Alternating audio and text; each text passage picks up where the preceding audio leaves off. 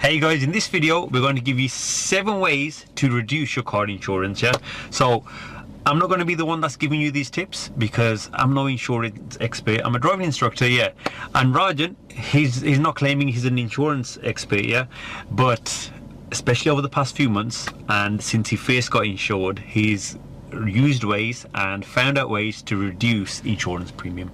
And for those of you that aren't regular viewers or haven't been viewing for more than when did you pass your test? A bit over 3 years now. Yeah, 3 years ago he was on the channel. We filmed his journey from 0 up to his driving test day, and yeah, he's gone from a boy to a man now. Yeah. Okay, right then. Before we start guys, just want to let you know that this video is sponsored by Marshmallow, who had no input on these 7 insurance tips.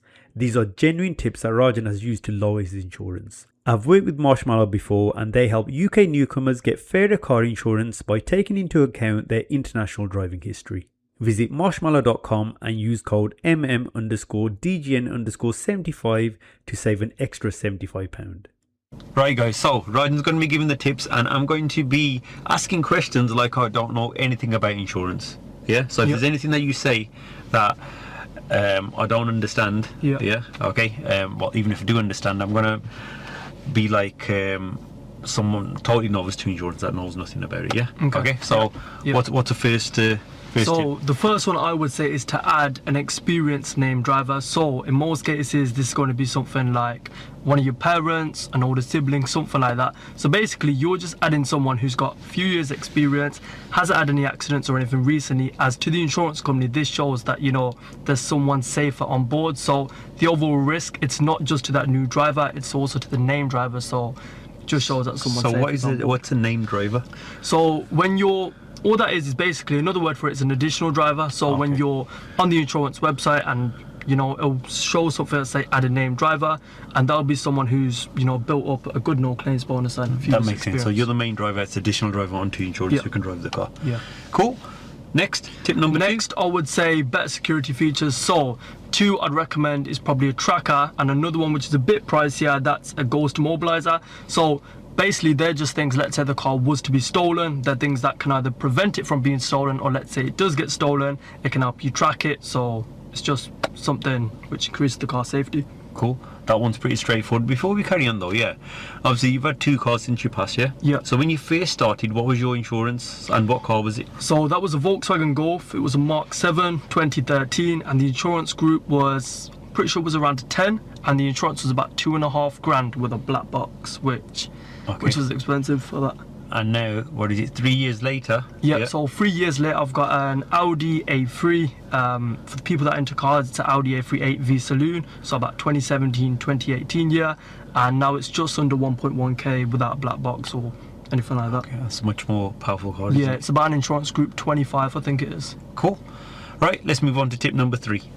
So next one I would say is no claims bonus. So this is more so going to be people that probably been driving for about 2-3 years.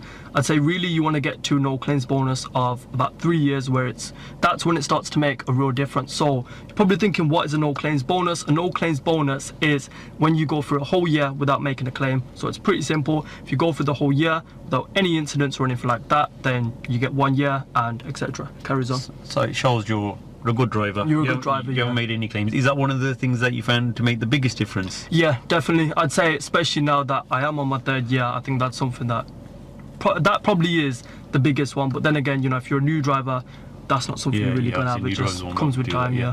Okay. Tip number 4.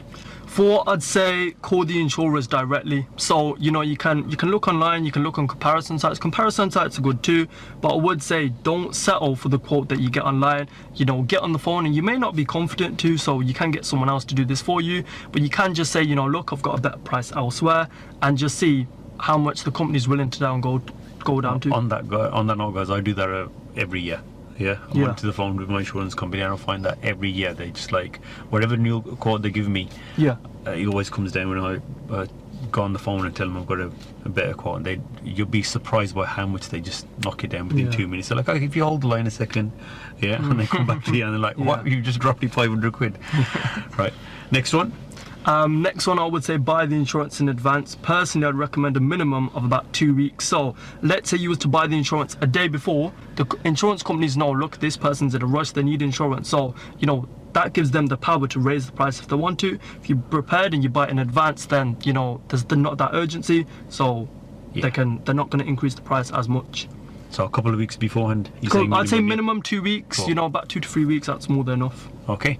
And tip number 6. 6, I'd say reduce the mileage. So a lot of people, they tend to put like 6k or 10k for the year, but a lot of people nowadays, I'd say a lot of people work from home, so you're probably not doing that sort of mileage. Just make sure you change it.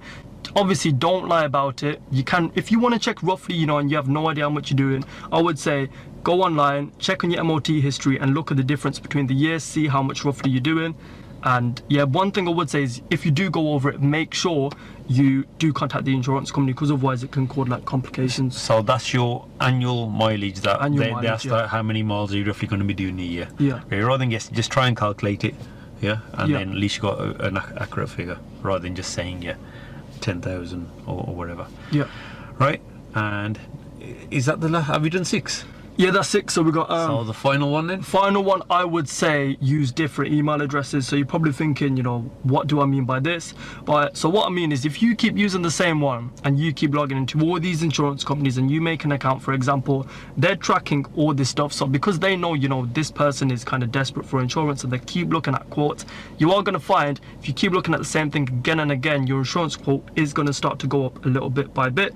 So I'd say, you know, when you know exactly what you want to go for, just make a new email account and just do that, and I do find you will save a bit of money. So okay, let's clarify beyond that. A new email address. So for example, if you use a comparison website, you put your email address in, that email goes to their tracking and their servers. Okay, and then but if you try with a different email address, then it's a fresh record essentially, so they know, you know, look, this person hasn't been looking at these things before, let's try offer them like a brand new fresh quote that isn't going to be as much.